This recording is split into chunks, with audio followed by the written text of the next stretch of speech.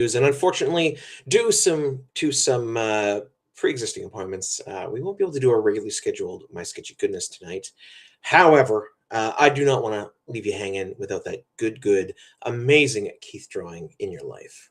So I'm going to go ahead and through here share to you Keith's other show that he does with Sarah called The Imagination Factory, in which they actually live draw. They come up with, draw, ideate, plan, and basically make a comic live. That's going to be the whole thing. They're documenting the whole process. They do it basically once every other week, and it's a heck of a show. I've really enjoyed it, seeing the creative process.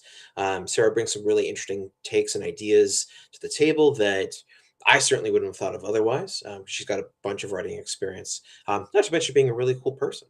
But that being said, yes, I am going to flip you over now so that you don't see my silly face. Instead, you see these wonderful people. I am, in fact, going to end up disappearing quite soon. But I will let them take it away, and hopefully you can enjoy. Welcome to the Imagination Factory. I put down a number of premises and then I thought about it as well. I'm like, we almost need to take a step back and figure out what is the whole Just want to be feel of this sure. project, right? Because there's so many ways we can go, so many different art styles we could choose depending on if we want to make somebody laugh, if we want to scare them, if we want to give them a sense of adventure. So I thought that would be a good place to start. Like, do you have a All vibe that right. you're feeling Now I right got to now? check. Like, is something calling out to you as the type of work you see coming out of this? We've collaborated on a couple of things so far, Mm-hmm. and most of them have been the more all ages younger side. Yeah. Um, Maybe we could try something that's a little bit more uh, like older. It doesn't. It Yeah. could be like sci-fi or fantasy Mm-hmm. or historical. I'm open to it. Um, it doesn't really. Again, I don't really have an idea. Didn't really think about it Yeah. in Well, regards that's, to. I just sort of like, it's just, as I was coming up with ideas, they were starting to fall into different areas. And then I started Mhm. thinking, I'm like, like that's going to change the whole style, right? Once we decide on a premise, that's going to start to dictate a look and a feel. Right. But I love that you're open to a bunch of different things. So let me share some premises and then we can see if any are jumping out or if we want to kind of jump off any of them. So while she's pulling something up here, I'll just explain a little bit of the process of what we're going to be doing. So as you can see here, she's sharing her screen. I'm going to read, I guess, read out loud Mm-hmm. some of what she's written here, and then once we figure out what feels good, the next step after that is I'm going to share my screen and start drawing. So for now, let's see what she's got here. So premise number one, we got one morning. Everyone in the city seems to be following rules the main character never received. Lines formed, signals are exchanged, people avoid certain places and no one explains why. So that kind of sounds like some kind of a mystery to me. Mm-hmm. Like there's Yeah, some kind of world building event happening that the main character is going to be part of. exactly. For me, that felt very much, I wanted something that felt unsettling, right? Like it's got a Uh-huh. mysterious feel. It's got something that is like a deep backstory that maybe we don't ever explain fully, but something's happened. I just thought it was an interesting premise where it's like you wake up one day and you didn't get the memo, right? Like everybody seems to Um, know something that you don't and what's going to happen. So that was the first idea I had. yeah, and so just reading that, that's a kind of story that requires a lot of world building because you have to know what kind of 100%. rules they're going to be that Hmm. the characters have to follow. Is it a story that takes place in modern times? Would it be more suited in a pre-social media time when nobody can like get on their phone and go, "Hey, this Hmm. person here has no idea uh, who he is or why he's there, whatever is going on." So something like that would require like it has that kind of light sci-fi feel to it Hmm. that would require uh, figuring out what the rules are. Exactly. It So, could be oh, well, the alternate reality, right? Something that is not yeah. familiar to anybody in any space. So it really was open ended with the idea that we could take it kind of anywhere. So that was the first Mhm. one. Yeah, and I just want to when I visualize that story. Hmm. So, I guess taking a bit of a step back, how I operate is when somebody is explaining something to me or I'm reading the story that's in front of me, the first premise there, I start imagining things. I start thinking about like what is the how would I be drawing it? Like, Hmm. and something like this feels like it would be a bit more realistic, maybe even heavily shadowed, right? Just Yeah. leading to that mystery feel. That's not necessarily how it has to go. It could go in a very different direction. It could be a little bit more, um, the style could be a little bit more caricaturish, but that's my initial impression for the first Yeah. book. I was So, thinking similarly, like almost like a film noir kind of vibe, yeah. right? So dark and shadowy and just plain mysterious that even without many words, you can tell something is uneasy. So, Right. Now, if we do choose this one, I imagine you're gonna what we're having conversation about. You can always take notes on, mhm, afterwards to exactly. fill out some of the ideas that we have as we go. Okay, let Hmm. me get to the second one here. So, a character's inner critic shows up as a tiny, annoying consultant. So right Yes. off the bat, I'm thinking, I almost think like very, very cartoony, um, something that you would see on TV, like on Fox or something. Hmm. Um, and I don't know why the critic is that Yeah. the, Yeah, there was a I cartoon. actually, the first thing that popped into my mind when I started putting that down was the Flintstones and the Great Okay. Gazoo or whatever, the little green guy Oh, that okay. shows up and drives you Yep. nuts. Yep. And again, this one had a more of a comedic feel in my mind, right? Where it's like somebody who's trying to live their life, but their actual anxieties take on the form of a character that kind of follows them around. And thought Mhm. it could be sort of a fun, very different feel to the first idea. Yeah, for sure. And funny enough, as I was reading it, when I saw inner critic, I actually read it as inner city first. Mm, So it even though I had to read it again, go, no, it's inner critic. I'm like, oh, inner city. So maybe it's like some kind of it. It is in a city setting, hmm. uh, where you have like, like it's like a New York City neighborhood, kind of vibe to it. So that also could be the direction it can go to, right? Sometimes words kind 100%. of evoke certain imagery, even if they're not exactly what you read. Yeah, how you read it first sometimes sparks your mind into a direction for sure. Mhm. Okay, let's go to the next one here. Character discovers they have a superpower, but it's incredibly specific and mostly useless. So that's comedic. Hmm. Um, it, I mean, obviously it depends on, we'd have to figure out what that superpower is. So you'd have to go through uh, all different superpowers that would be really just what's the benefit of it, right? Yeah. Like somebody that has like bottomless tissues like just come out of his pocket or something Yeah. funny like that you're like, yeah, I'm the guy that creates Yeah, tissues all the time. exactly. I I'm the don't know guy where that's they here if come you from. sneeze, don't worry. Yeah. Yeah. And um that could be too. It could be in a world where nobody has any power but this one character, but the power they got is like, really? Or it could be one where it's almost like, that The Incredibles or something where everybody's got powers, but the one you ended up with is no good. People can fly, people can this, and you have some very bizarre thing. And it leads to comedic moments, seeing other superpowers, a little bit of juxtaposition. Could have fun with it. mhm. Yeah, for sure. That one is so the second one could be kind of cartoonish, Hmm. but and comedic maybe, but also maybe done in a like a more serious way.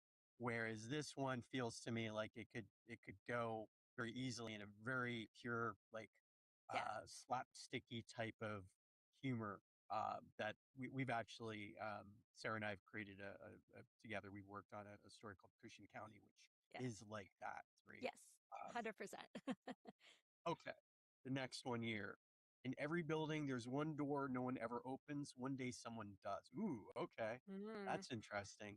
So again, that's like a world building type of story. Although I could also see it as being like really kind of like very personal. Like, what if it's just what if we're only seeing this one room, um, like yeah, like we don't know that there's a door in every building in the world, but Yeah. let's say this one character only knows about this one room or one door Hmm. in this particular building that they live in, and then um so you're really not necessarily you may just be focusing on that space, right? Yeah, it So could be uh very singular character and their battle with themselves in that sort of unsettling mhm, pace, right? Where it's like something yeah. happens and then you kind of have those few frames where there's just tension and nothing really happens other than that feeling of the character. Like that one to me just it kind of went into that psychological horror kind of space, which was very different Mhm. to where some of the other ones went and I thought could be interesting. So, Yeah, yeah, that's right. I would say that this one could lend very easily to horror, mhm, um, 100%. especially if you just have like a character coming into this room every day with this one door, just staring at it. Like I personally have like nightmares from something that was like in my life when I was a kid, an attic Mhm. door that was connected in the back of my bedroom, and that I can picture it to this day. And there's nightmares I had from it when And things would that's a come out of it. collective experience, right? Yeah. Like I feel like everybody, many people have that. That's why it's a great to play off of because it is something that most people get a shiver if they think of that, right? So, Mhm. Yeah, I mean, so far all these ideas are like sparking imagery in my head, and so it's just more or less a matter of going, what's the thing that I feel like I can start mhm, to work on in front of the camera in a way that with that I'd be able to start really coming up with ideas, right? Some yeah, some of these things, not every idea is the same in the sense of like if you have this big epic story that is like historically based, you mhm, may not even be drawing anything for a while because you're like doing all this research, right? So, 100%. you know, I'm as I'm thinking about these ideas, I'm going, what's the thing that I think is going to be the easiest for me to just start to um, Absolutely. doodle out? Mhm. And it may not necessarily be the one that I think is like my favorite or the one that it just may be the one that I'm like, okay, this is the one that I think I can approach for now. Yeah. But again, um, I haven't quite made up my mind. Okay, so let's go with the next one here. This is the last one, correct? Mhm. That's the last one. Okay. An island appears for a few hours each day and holds something that must be retrieved before it vanishes again. So this one feels a little bit similar to the door one in the Yeah, sense this that one's a there's bit like more of an adventure quest was how I was kind of right. picturing it. So more video game Okay. worlds, like, it's like you have to achieve this goal to get to the next thing, sort of a vibe. But yes, it definitely has some similarities for sure. Yeah, I see what you're saying. Like one of them thematically, one could lend towards like the horror genre, and one could be Hmm. to your point like an action or like something like Doctor Who-ish, like sci-fi Yeah. fantasy-ish Yeah, type of thing. But just the idea that there's this space that is a constant, right? Like that exactly. there's And like that's the a bit same. unnerving. Yeah. Yeah. Yeah, So exactly. those are my ideas. That's what we're starting with. So now it's up to you as to Mhm, where you think we should focus our energies. So now it's up to you as to mhm. where you think we should focus our energies. So as I said before, it's not necessarily that I think it's the one that I would like. All of them kind of capture my imagination to a degree, and I Hmm. think that like I like so like for the first one, about like the people who or the one person um following the rules that the main character never received. Hmm. Uh, that kind of thing would require, I feel like, more world building that we'd have to have Agreed. more conversations out. We'd have to figure out what some of the rules are. Like I Hmm. don't know who the characters would be, and we'd have to figure out what where. As I said before, like is it taking place in modern times? Is it something 20, 30 years ago? Does it Yeah. take place in Western culture? Like that kind of thing would require more conversation, I feel. And Yeah, it's therefore, I very think I'm open-ended gonna, in that respect. yeah, I think I'm gonna avoid that one for now. Mhm. So the second one, that one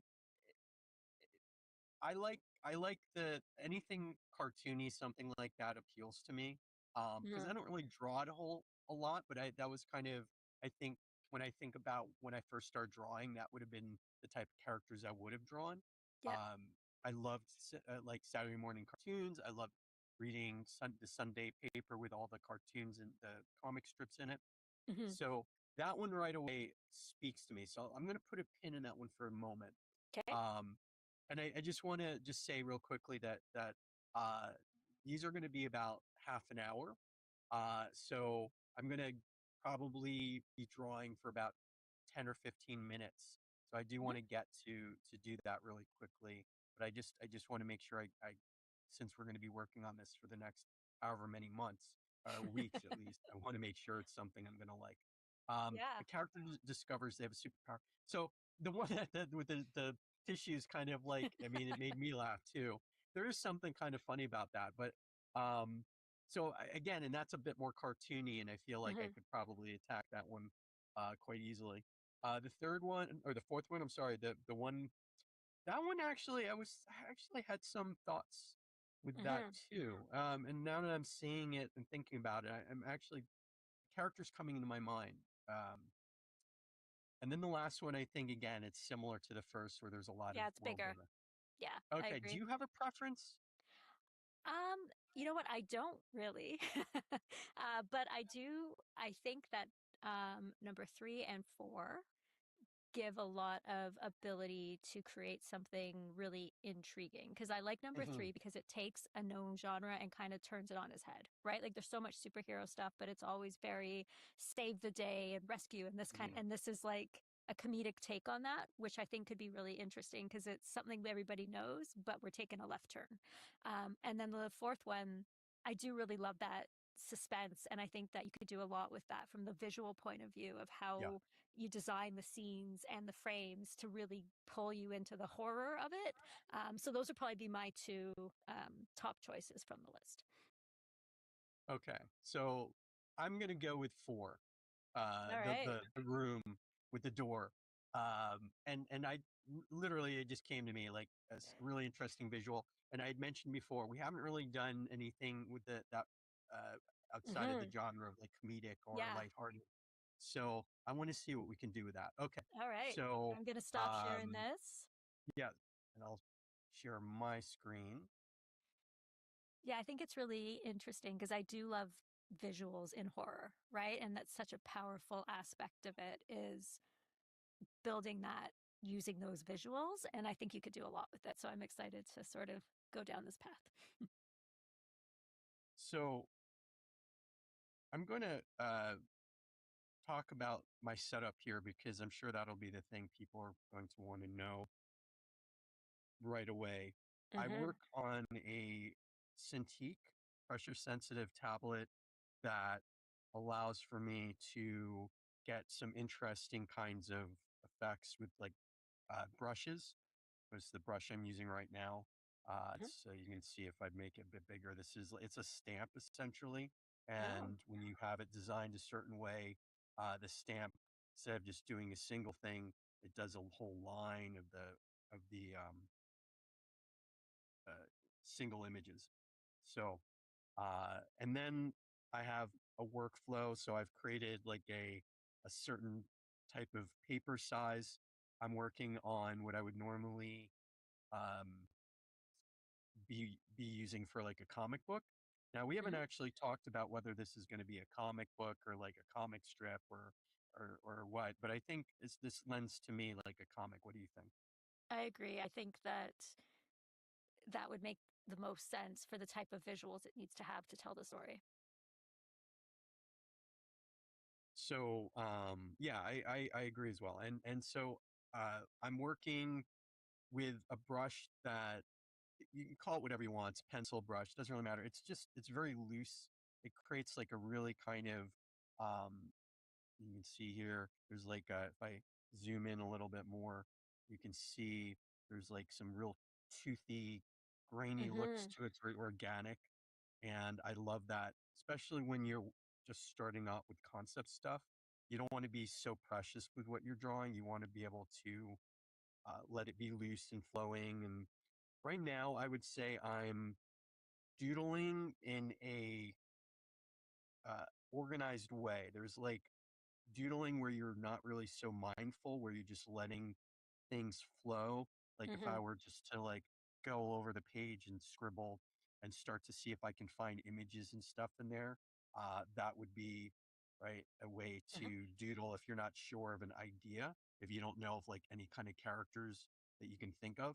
And I would have probably done that if I were trying to figure out like the one of the other ones with like the uh, character on that's Mm.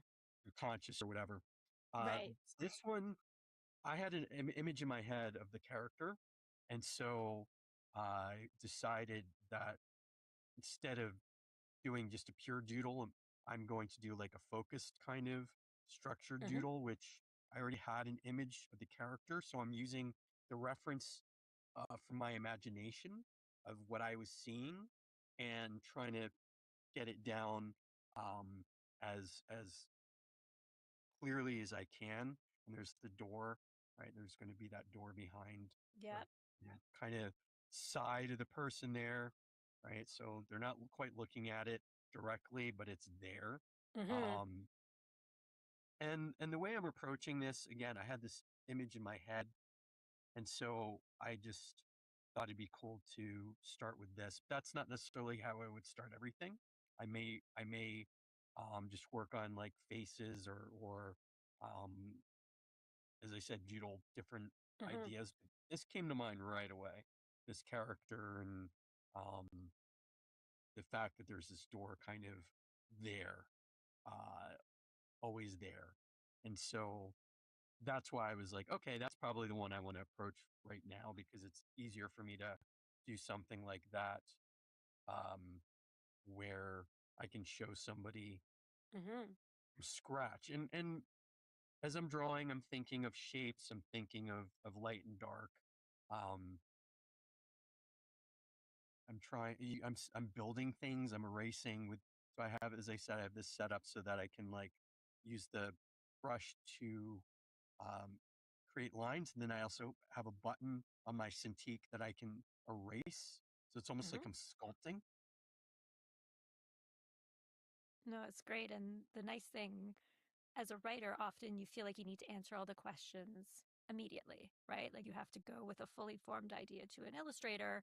But if you have the opportunity to work as a team like this, you're going to allow both the ideas and the visuals to work together and get the most out of both of them, right? So you're not being prescriptive.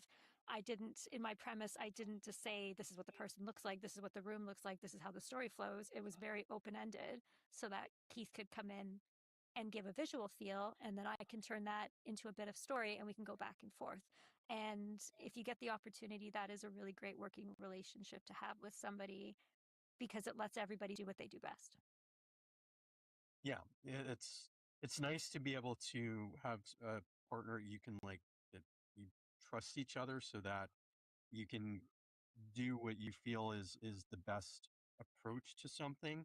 Mm-hmm. And I have worked with writers that have very definitive directions Mm-hmm. as to what they want to do, and that's okay too. But when that happens, you're automatically going to be going in the direction that that writer wants you to go in, Mm-hmm. and so it's just there's all different um there's nothing like it's not like a one is better than the other. It's whatever works for you Mm-hmm. as the um creative And it team, right? depends Everybody's a little bit if you're different. sharing or leading, right? Like if you want to go in with it being your project and hiring an illustrator to execute your vision versus being let's Mhm. do this together, because that's a very different approach, and that's been a lot of how Keith and I have worked together is more of a let's do this together versus a, this is mine and you're being hired to do a specific role.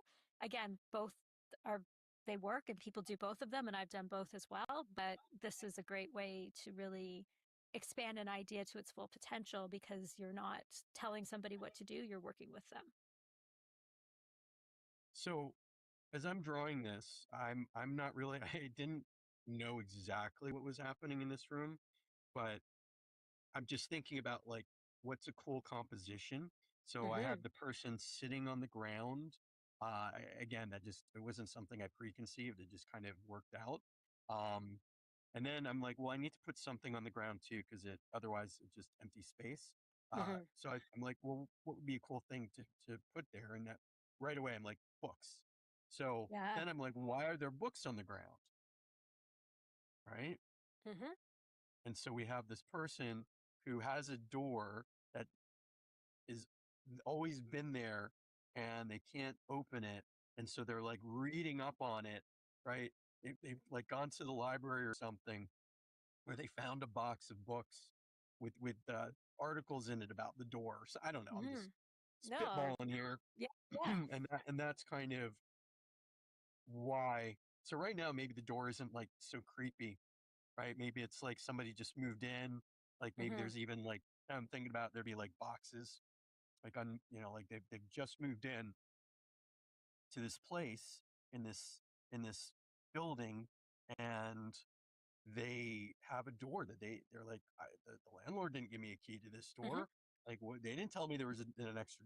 I don't remember there being this door here when we were looking earlier, like that Yeah. kind of thing. And then all of a sudden this person kind of becomes obsessed with like And knowing what's in possibly that. even as the story progresses, the door itself gets more imposing, right? Like it starts to Mhm. either like rot or decay or change color or something about it. So it just becomes its own character. Like it's got its own personality that haunts them, right? Until they, we figure out what they're going to do with it. But I think in the beginning, it's somewhat innocuous. It's a door that doesn't open. It's strange, but not life changing. But as the story progresses, it itself starts to taunt them.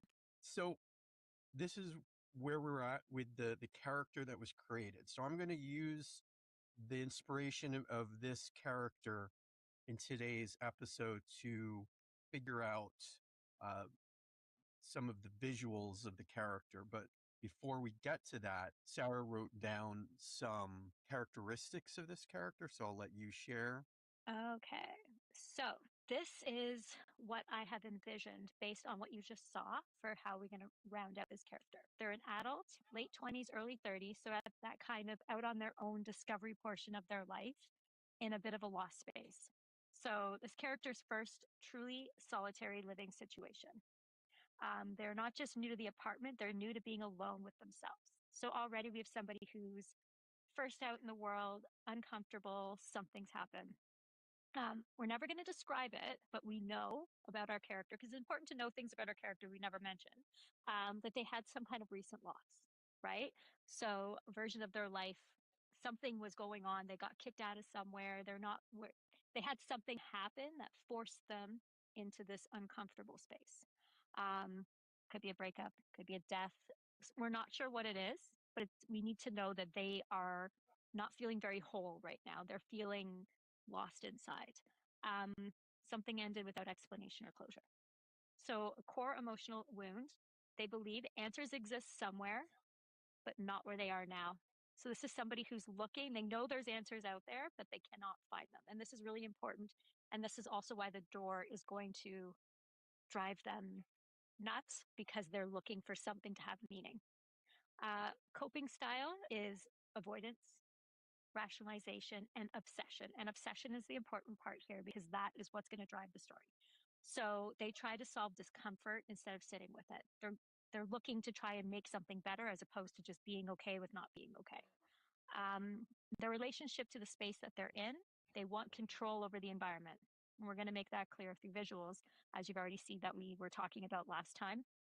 Rearranging the furniture is an attempt to regain their agency, right? So they're trying to take over the space, and the room is supposed to be a reset. The door ruins that fantasy, right? So that whole feeling of starting again, getting my life together, getting over whatever it was, the door just keeps getting in the way of that happening. So let me scroll down a little bit. This is Okay. really good. I mean, it's you're painting a really good picture so far of the character. I'm imagining it in my head as you're Yeah. going Thank on. you. I think that was the thing is because it seems so simple, right? You're looking and it's this one character in a room, but the more complex we can make this character, the more the horror really hits, right? Because now there's this trueness to it. So the personality traits, they're quietly anxious, they're highly observant, which again is really important. They're not dramatic, they're very internal, right? So they're not somebody who's just going to start freaking out. They're going to sit there and feel it, but we're not going to see them having huge moves. They talk out loud, which gives us a bit of a chance to have a bit of dialogue coming out when there's not another person there. And they fixate.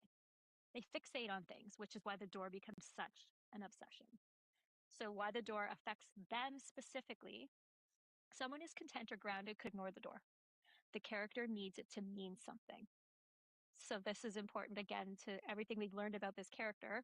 That is a huge defining fact. And that need is their trap. That need for it to mean something is what keeps them unable to just move on with their life. Other people might just be like, there's a door, it doesn't open, whatever, I put something in front of it, I'm done. They can't. They cannot move on because of the obsession that they have. Okay, and the last kind of chunk is what the door represents. So the door represents the belief that a hidden answer will justify their loss, pain, dissatisfaction, and that somewhere just out of reach is proof that life should have gone differently. It is the physical manifestation of their unresolved grief and the lie that closure exists if you push hard enough. The door does nothing. It promises nothing, yet it consumes everything because the character projects their longing onto it. Once the door is opened, the character story ends, not because the door was special, but because the need for meaning has finally devoured the person who needed it. That's a lot. There's a lot there. That's great. So even from that, you could almost, I mean, we're just skipping ahead. You can Mhm. almost take all that and break it down into like an outline form and to create like a Exactly. bit of Exactly. a script. The beats of how they move through that feeling. And I think that's the big thing I was trying to figure out was we don't really learn much about this character, but we know a lot about them, and that's going to dictate how you perceive them and how you create them visually is with that knowledge. So again, I know from a writer's point of view, we're tempted to put it all into words, right? To put lots of words on the screen to answer all the questions, but it's much more powerful if a visual can do that and the words are Mhm. just there to support where needed. But that's where the work comes in ahead of time. You have to know what's going into the character so that you can properly create a visual that says it without all the words all over the screen. Yeah. Yeah, exactly. I approached it saying it's supplemental. So Exactly. the visuals, you as the reader could probably if the storyteller, the visual storyteller, the artist is doing their job properly, you would be able to kind of get the story without any kind of words, right? You'd be able to Exactly. figure out that there's some kind of person that's in this place, and from the visual actions and emotion and where they are located, figure out what's going on someone. And then the words are going to supplement, they're going to exclamate, or they're going to give more context that the person isn't actually uh, being able to show them visually, right? And Exactly. that's a really good, that's when it's a good marriage of the two forms, Hmm. when you can balance that really well and not feel like you're being taken out of the story. Exactly. And letting the visual do what it does, right? Don't explain it if a visual can answer it for you. Don't explain it if a visual can answer it for you. Well, I'm sharing my screen here, so I'm just very loosely going through figuring out shapes of this character and doing like a frontward bust using the reference of the illustration I did last time. I'm looking at it. It's right next to the illustration, or the illustration's right next to what I'm doing here, so as you can see that. And so I just want to get a sense of this character, the shapes, right? So I'm thinking the chin. I like the chin being somewhat sharp. So if you see Hmm. here, the head's almost like a teardrop shape, like Yeah. an upside down teardrop. You've got narrower features because of that. The I hair like is the face being very a bit harsher. I like that it's not a soft like rounded face, but it feels pointed, which I think works to the character. This isn't a soft, rounded person. This is a sharp person who has a lot of points on them, right? Like they are not a warm, fuzzy, gentle person. Yeah, and that's something that I didn't really think about, right? But maybe it's Hmm. intuitive a bit.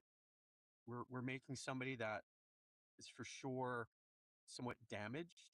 Hmm. So we don't necessarily the audience make if I were to do something rounder, just as an example here, the rounder may give it a much softer, like the Hmm. person is maybe a little bit happier or whatever.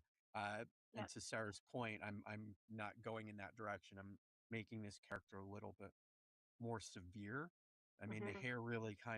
the hair is a key point here. It's like the bowl cut with a like a mullety type of situation going on, right? Yeah, And that makes it feel a little bit more severe. for sure. And and then the way that the clothing drapes too, it's not tight fitting. It's very loose fitting. Hmm. I'm not sure what Yeah, this that's doesn't about. feel like someone who cares that much about their appearance. They're at a point in their life where they're just getting through the days, right? These clothes are on the floor, I picked them up. My haircut's good enough, I'll do it myself. Like I feel like that speaks to the character of this person that they've kind of given up. This is like their last attempt at a restart of their life and it goes very poorly. Yeah. I also No. just wanted to mention, because I know with writers, a lot of times we get really excited and want to skip right into the plot, the story, what's going to happen. But this stage is so important because if you don't really define who the character is, their wants, their needs, what's stopping them from getting what they want, your story will be a little flat, right? It might have a great Mhm. plot, it might move forward, but the actual heart of the story just won't be there. So, as much as it's tempting to go straight into the plot of it, this is really, you have to know the character and then put them into the story. And this is a really, really important step. Yeah. And if I were to, depending on the scope of the story, depending on the amount of time I had, I would experiment maybe a bit more with the character's look. Hmm. And that's totally fine if you're not sure what you're creating your own story, you're not sure exactly what your character is going to look like. It's fine to play around different shapes and different Hmm. uh, uh, feelings, the emotional states the character might be in.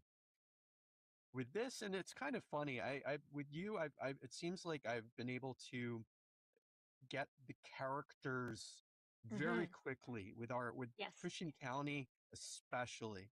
Yes. Those characters came along really quickly. I don't think I did a lot of doodling around to figure out what they were.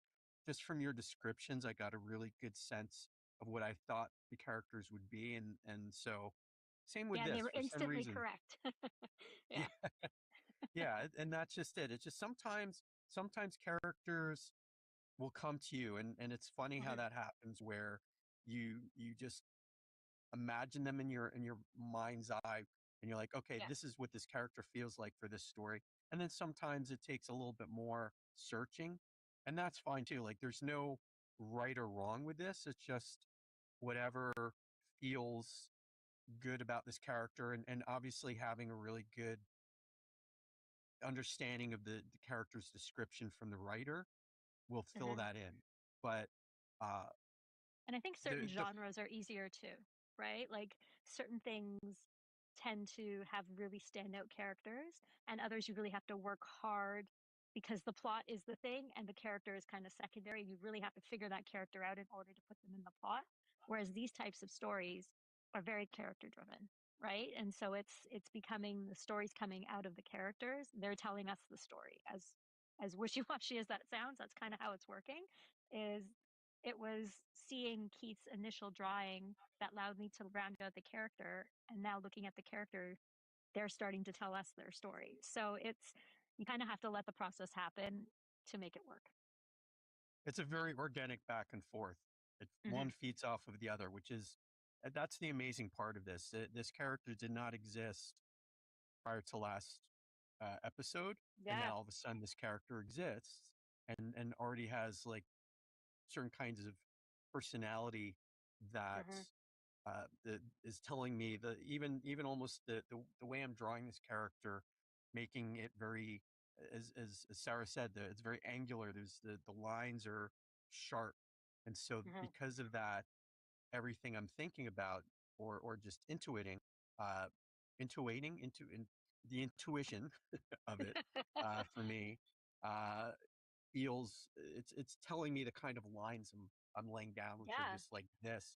Whereas if I was doing something where it would had to feel light and fluffy, I may be drawing like this. So I'm Hmm. slashing. I'm doing lots of slash marks as I'm drawing, and you're the vessel of this. Like the creators are the vessel to Sarah's point of it just kind of tells you what it is. So you're just the Hmm. vessel of creating 100%. this whatever they are they want to be. And so um that's the magical part. It just you just have to get out of your own way and let it happen, not think about it too much.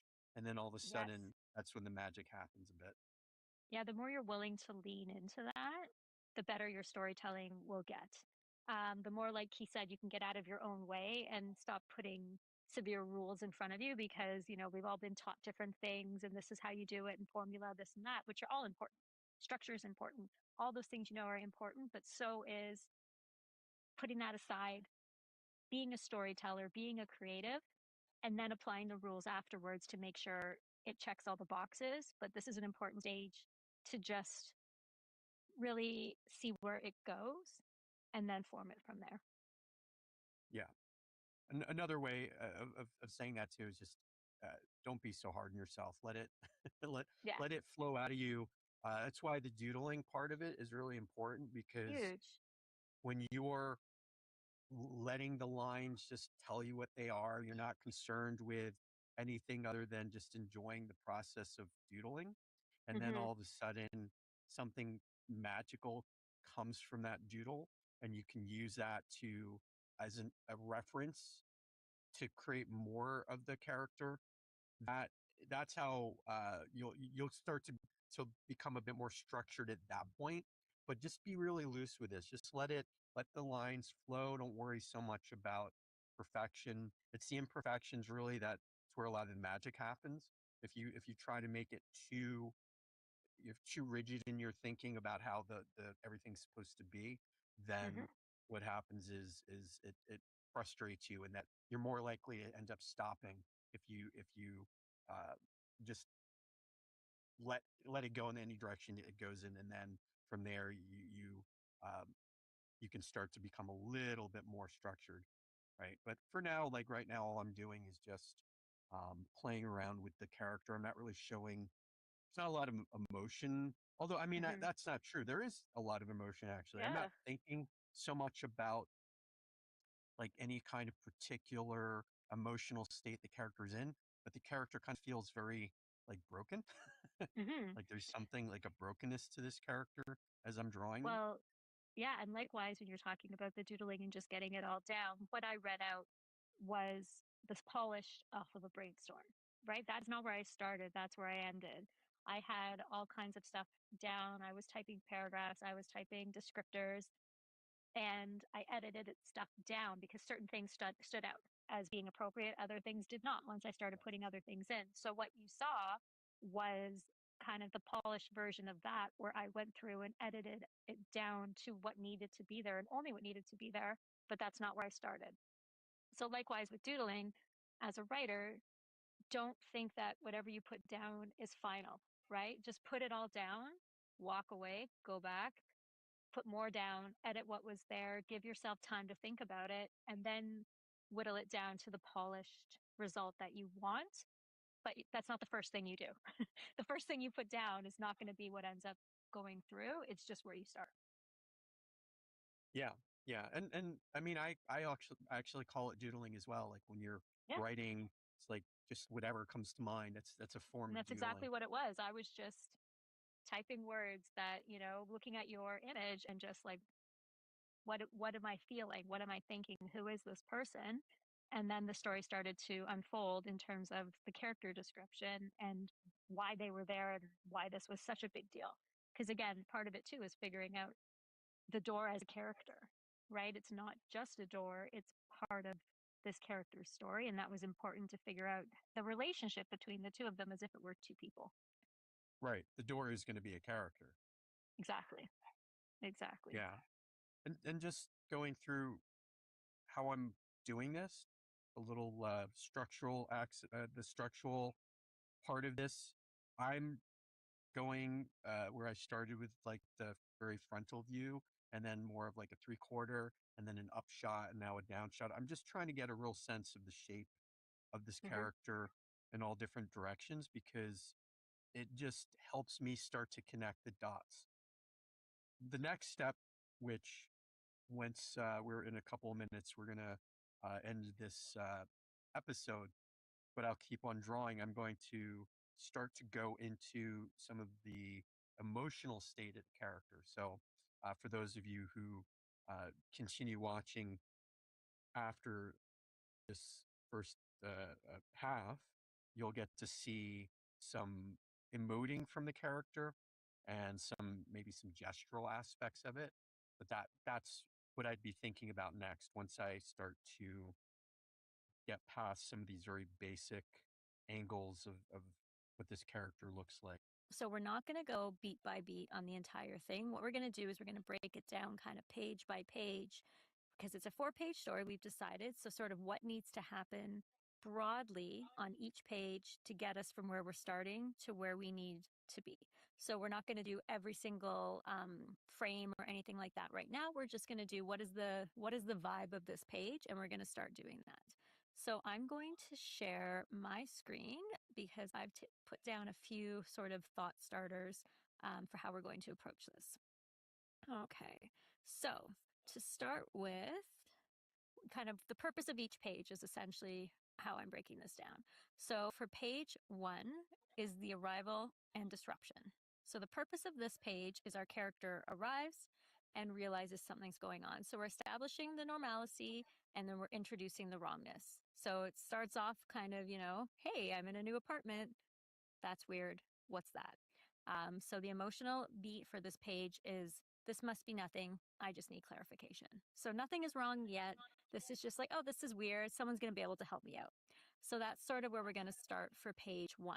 Then for page 2, the theme of this page is avoidance and control. So for this one, we want to show the denial through the action. So this is that feeling of if I can't remove it, I can at least ignore it. So we had talked about rearranging the room a lot, and that's sort of this page, which is how do I ignore it? How do I just pretend it's not there? Then on to page 3, I'm calling it obsession and erosion. So this is control to fixation. So we went from trying to pretend it's not there and control it to becoming obsessed with this door. So this is that. It means something, it has to. So again, we talked about going through the pages, looking for notes, looking for reasons why this thing existed and what it means. So that's sort of page 3. And then our final page is choice and aftermath. So resolution without explanation. The search for answers ends not with truth, but with absence. So we never actually answer what happened, but we get to that end. We open the door and we go through, and that's the end of it. So those are the 4 sort of sections of our 4-page story to move us relatively quickly through it because we have to accomplish a lot in 4 pages. So I am going to stop sharing, but I'm going to send this to you in the chat so that you have it as reference, and we can start looking at how this will come to life.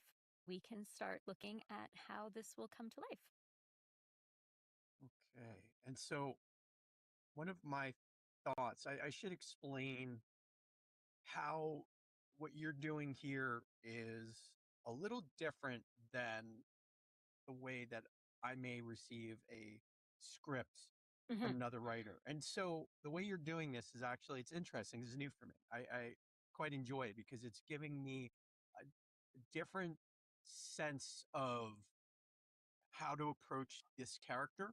So in many cases, the writer may send me character descriptions, and the character descriptions will be more on the visual side of it. This is more of like an emotional beat. It's more of like Mm-hmm. a sense of what the page is going to be like. And so for me, what I'm thinking about is how do I translate that into some actions the character is going to go through on the page, and therefore it's giving me, like, with that first one, it's like, what is that? That's so their Hmm. stance is going to be a little bit more on the quixotic side. They're not necessarily going to be doing anything that's really big. They Hmm. just may be standing, uh, and maybe that their heads kind of, they're looking at it and their head is like Yeah. tilted to the side a little bit.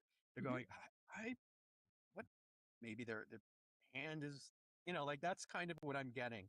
And Hmm. so what I'm doing here is I am just going with how I feel, the emotional sense I'm getting from this, from the description you're Hmm. giving me. And it's And it's funny that you brought that up because I approach this differently than I normally would. For me, it was more about figuring out that sort of feel of each page that would move us through it, right? So as opposed to being so strict in terms of the action or what was happening, it was more, this is what this page is accomplishing, right? And then letting you yeah, interpret that into a visual versus it being overly prescriptive.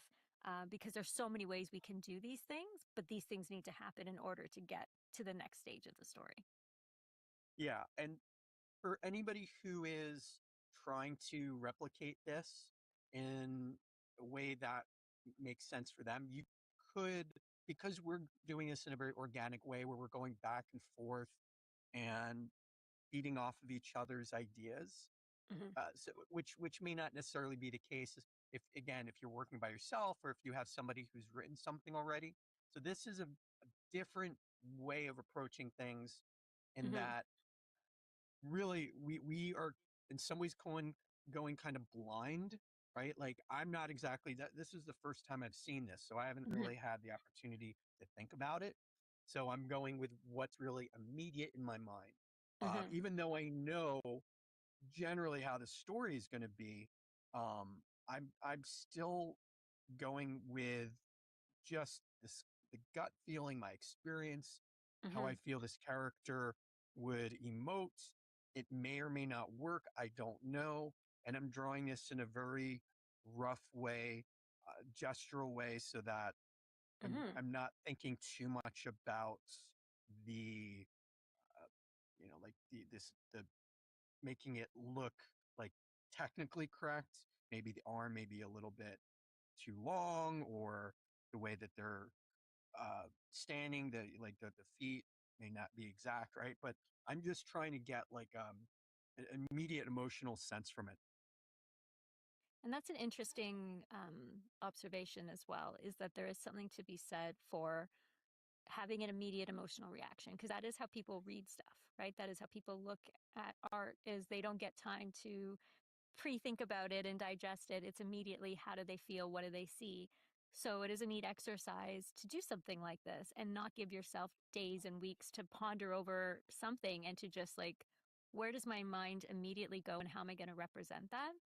And to just Hmm. sort of see the feeling and letting that come through. And this is that type of story as well. This is that type of story that is really about feel versus heavy plot and dialogue, right? So this does lend Yeah. itself to this style more than other types of stories will. Yeah. So what would you, like, how did you come upon doing it this way? Like, what was your thinking with that? So my thinking with it was a little bit of, I really wanted to find a way to make it a true collaboration, right? So I wanted to leave it open ended as much as possible so that you could interpret it versus coming in with it very clean cut. Here's the answer. Here's what I want you to execute. I also, because this story is really visually driven, right? Like we talked about from the get go, this one really is that, feel it in the pit of your stomach gut kind of a story. I wanted to kind of keep it at that emotional level. And then once we sort of got each page down, then really figure out the beat by beat frames for it in order to really execute it plot wise. But this one just felt like it needed emotion before plot to then figure out the little things that needed to happen to tell the story. Yeah. Yeah, I mean, and that's just it. We're doing things a little bit different than we may do in other situations, but that's what makes this really kind of fun. is that Mm-hmm. we're trying to unlock our imagination in a way where uh, it may be just more organic, and Mm-hmm. it because of this process, doing it this way where you're breaking it down in this just describing the emotional Mm-hmm. uh, beat of the story really makes for me at least it just it's kind of it's thrilling, right? It makes it a lot more. It's like I'm on the seat of my pants. I have no idea what I'm going to be doing. I didn't really have any idea going in, other Yeah. than I kind of decided, I think, what the clothing would be. But otherwise, I really didn't have any idea like what I was going to be doing Mm-hmm. exactly for this first page. Or although, I mean, in some ways, you kind of figure we're building up to something. It doesn't Yeah. start off as like the person in panic mode. So I wouldn't have necessarily thought the character would be in a very like type of Yeah, I mean, this does follow, it really does follow where we've been and where we planned on going. It's just providing it to you in a slightly different way of explaining it, right? Like it's sort of what yeah. we've talked about from the beginning of that, phone a friend moment of what's going on, that searching for answers, all those things. It's just putting the emotion as the leader versus the specifics of the action. So letting the emotion lead the story. And as we kind of talked about as well, depending on which story we had picked in episode one, that probably would have changed how we approached it as well. Because depending on the type of story we were doing, we would have approached it slightly differently. But because this one is such a, psychological thriller, it kind of needed a slightly different approach. Yeah. Well, that's right. And I think that's you have to be creative with this stuff. Like Hmm. it's if you are starting this journey where you've never done anything like this at all, like then this may be a very different way from anything you'd ever thought of doing because or you may not know any different, I should say. You may not Hmm. even know that this is a kind of different way of doing it. This may feel very natural to you if you're trying it Hmm. this way. And you're like, yeah, my sensibility kind of works along this line too. So I'm going to do this, and I may do this with every single uh, you know, story I do, which is Hmm. first I'm going to just like brainstorm ideas, write down like a single sentence, and then from there I'm going to break it down by the emotional beats per page, Hmm. which I think there's something great to trying it that way. And for those of you that are watching this going, I've never even thought about doing it this way, because I personally haven't really thought about doing it this way. Mine has been a little bit more traditional, which is the writer and I will have a conversation, and then the writer will come back with a script, and then Hmm. that script is usually a guideline for me to follow, where this is a more organic process. Hmm. So breaking it up in this way is actually it's approaching it in a different way that is going to eventually get us to the same conclusion by the end of the story. But Hmm. it's kind of shaking it up so that we can, like who knows what's going to come from this that I may never have done before because of Yeah, and I think it's important to know how to do everything by the book, by the letter, by the it. rules. And then it's also important to realize that those are more guidelines, right? So you want to Yeah. make sure that you properly establish characters. You want to make sure that you know where your story's going, you know your plot, you know your ending, all of those things. You can't skip them, but there's also lots of ways to get to the end result, like you were just saying, right? Like there's many roads that you can take, and this is a slightly different one. And I think it's important as a creative person to be creative in all aspects of what you do and don't get so locked into formulas of this is how I must create, because you might actually miss out on something neat because you didn't try that way. So be willing to sort of try a slightly different approach and see where it takes you. Yeah. That's right. And that is a very good point that you have to know what the rules are to be able to Hmm. break them. We're Yeah. providing all those rules. We're just doing it in a slightly different Yeah. way, right? So you still have to be able to tell what the story is in a single line, which is like a pitch, right? Hmm. That's what we call an elevator pitch, be able to describe in a single line. And then from that, develop it into more of a story with an outline, right? Hmm. Which this is a very, it's, this is kind of like an outline. And Yeah. alongside of that, you're also going to be developing the character in the world. Like, what does it look like? Hmm. How's the character going to behave? And then the next step is going to be what we're going to be doing, in a subsequent episode, which is developing each page a bit more, right? Yeah. So we are going to be taking you along in a way that it is the rules. It just we're not doing it in like a traditional sense, Hmm. which may be more familiar to most people. Yeah, yeah, absolutely. And I think if you've done this long enough, as we both have, you've done it the traditional way more times than you can count. And you've also found other Mhm. ways that give interesting results that are a lot of fun to do. And this is kind of one of those ways. So especially if you're working with somebody else, um, challenging each other in this way is also really good, right? So that it's not always so prescriptive one way back and forth that you just end up getting stuck in like this is just how I do things versus is this the best work I could do? I don't know because this is just how I do things, right? Where we're giving each other the opportunity to kind of push it and be like, you know, in the spur of the moment, I'm giving you this thing. What are you going to do with it? And already I can see we're getting some really neat things instantly out of you. Yeah, so I moved on to two, which is Hmm. avoidance and control. The purpose is to show denial through action, emotional beat. If I can't remove it, I can at least ignore it. So I'm almost like in this way, I'm thinking, okay, this person is now kind of looking over their shoulder at it, like, Hmm. I'm going to do other things. I'm feeling confident enough that I'm going to do something else, but at the same time, the thing is kind of like calling to me, and so Yeah. it's a little bit like a paranoia starting to set in. It's like I'm going to try to ignore this by arranging my books, and but there's something there's a door there, and what is that It's like the door there more for? What? they try to ignore it, the more it becomes bigger, right? Like it's like that Yeah. elephant in the room feeling. The more they go out of their way to not notice it, the more it becomes obvious, which I think is really interesting. Like it's working the opposite way and the character just starting that anxiety starting to kind of creep in of no, I don't need to pay attention to this, but really that's all they can think about. Yeah.